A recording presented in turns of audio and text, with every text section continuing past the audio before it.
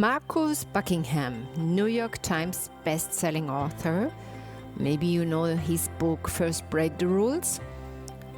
He's one of the most influential researchers on human performance in the world. Just published something that stopped me and that I would like to share with you. His finding: human behavior does not change in response to middle positive experiences. It only changes when someone says, I love this. Not I like this, not this was good. No. He talks about L-O-V-E, love. And most of the companies, most leaders are spending all their energy on moving people from bad to good, while ignoring the ones who already love them. Welcome to 15 Minutes Customer Obsession. I'm Peggy, your host, and this is the place where we turn touch points into trust points for people, customers, and you. Let's go. Here is what we know. Employees' trust is at an all-time low. Employees' engagement is at the bottom of a 20-year range, and customers more demanding, more fickle, more willing to walk away the moment an expectation is not met. This is the reality leaders are navigating right now, despite decades of investment in engagement programs, loyalty schemes, and customer experience initiatives. I know, and maybe you also know it. Most of it not working. And Marcus Buckingham's research explains why.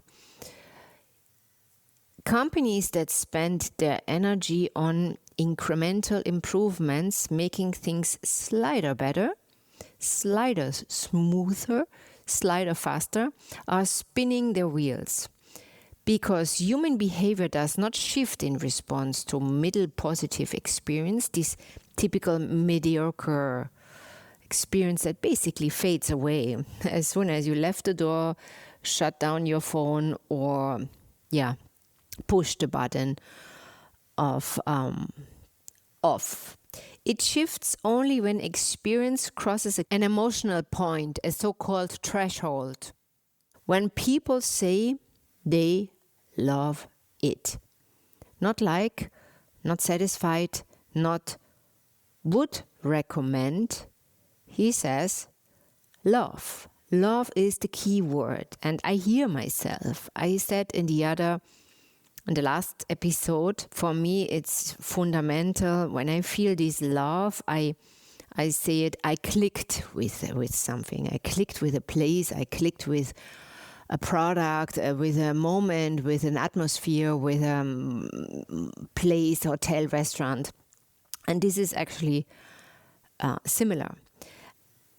And his research shows outcomes, loyalty, performance, advocacy, return visits accelerate only after crossing that threshold. Below it, incremental, forgettable, replaceable. Above it, exceptional, unforgettable, irreplaceable. This is when you don't change the product for something else. You don't change a place, a restaurant. You always go back. And this is what he says. When I read this, I thought, this is what I have been saying for 20 years in luxury hospitality. Except now it has a name and a data set. What this has to do with your biggest fans, this is all about what we talk now. So the mistake almost every company makes is they look at the complaints. They study the distractors. They build entire systems around fixing what's broken. And then they hire consultants, coaches to analyze the bad reviews. And I can recall that. They restructure teams around complaint resolution. They invest in damage control. And they ignore the people who already love the product, love the brand, love the name. Both sides, customers and employees.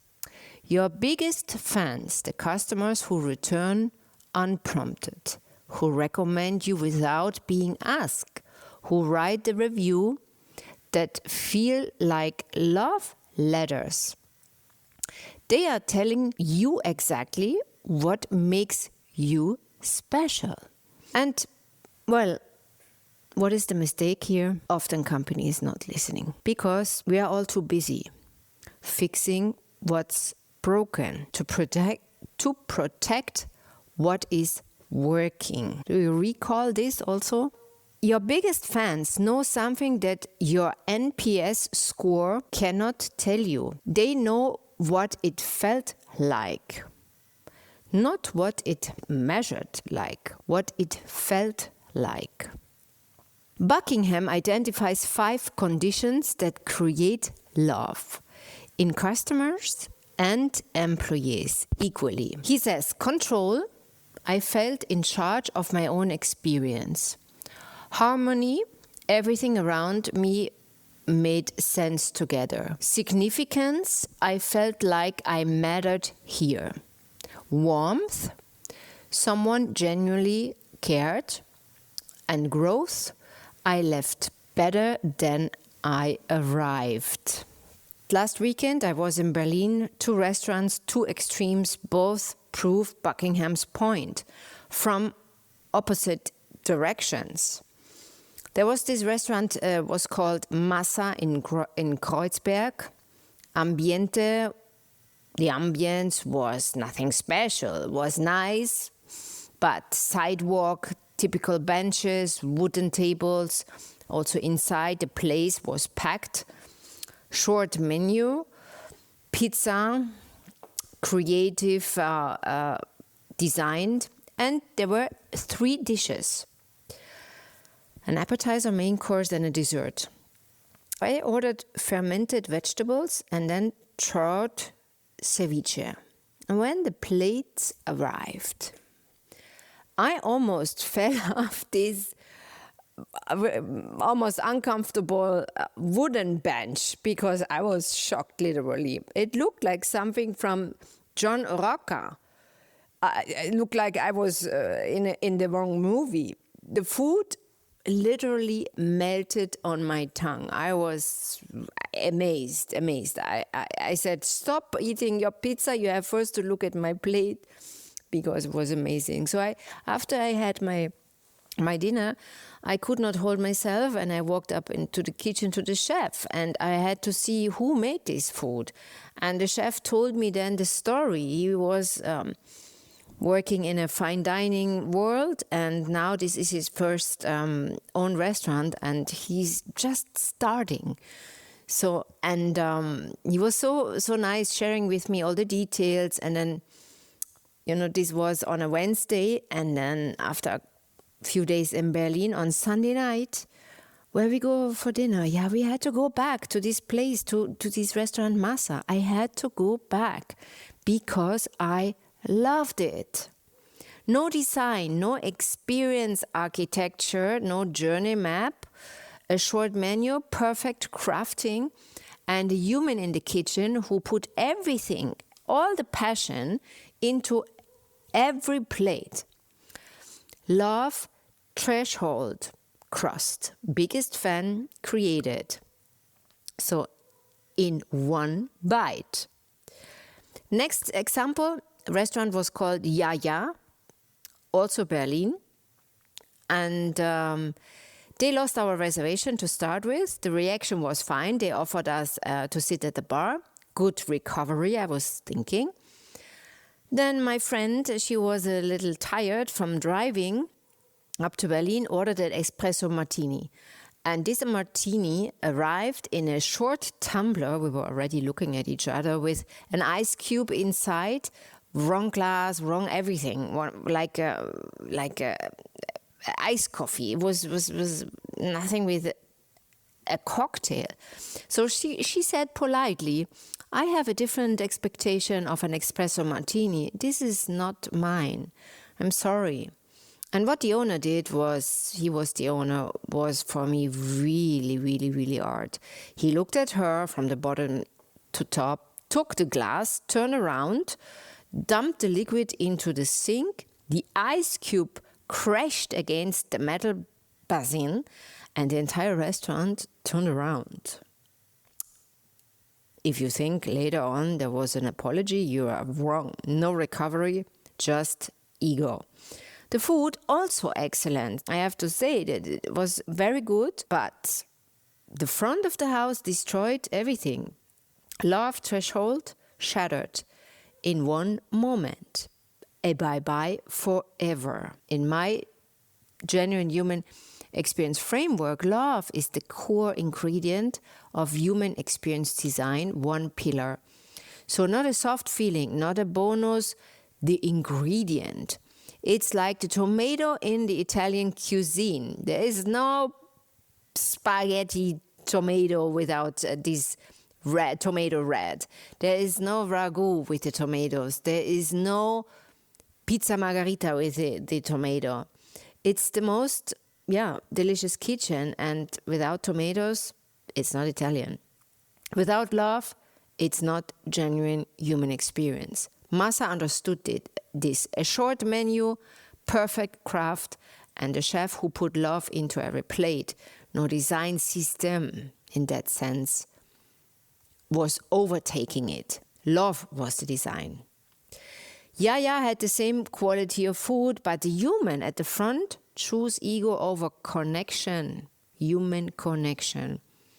He had the chance, and, well, the love and the customer were gone in that moment. Biggest fans already know this. They are not your distractors. They are your blueprint. Stop fixing what's broken. Start protecting and multiplying what's already working. Your biggest fans already know what makes you irreplaceable.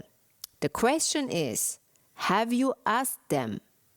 And are you protecting what they love? Or slowly optimizing it away? Or like Amber Escher said, are you optimizing the soul out of it? Human or hype? This week, customer satisfaction surveys as a loyalty strategy. Is this human or is this a hype? Every company sends them, and always these same questions. How was your experience on a scale from 1 to 10? Would you recommend us to a friend? And the data comes back, the score is 7.8, and the leadership says, we're doing well. But 7.8 is not really love. And this fine doesn't create loyalty. And what we have learned today also from Marcus Buckingham, hype are the satisfaction surveys as a measurement of loyalty. Then 7.8 tells you nothing about whether someone loves you. It tells you they have not left you. And that is not the same thing. Human is asking your biggest fans in person, in conversations, in real conversations, what they love about you and why they stay. And that is the data that you need, not the survey can capture that. And, well, this is human, and this is the only data that matters right now. The last question of this week is this. Have you ever asked your customers what they love about you and whether they feel much better now than before they have arrived? This was episode 11 here in 15 Minutes Customer Obsession, your podcast for human connection. If something landed today, forward it to one person who is spending most of the energy in fixing broken things instead of investing time and energy in what is already working. Follow the show and don't forget, AI is great, but humanity is the driving force. See you next Tuesday with lots of love.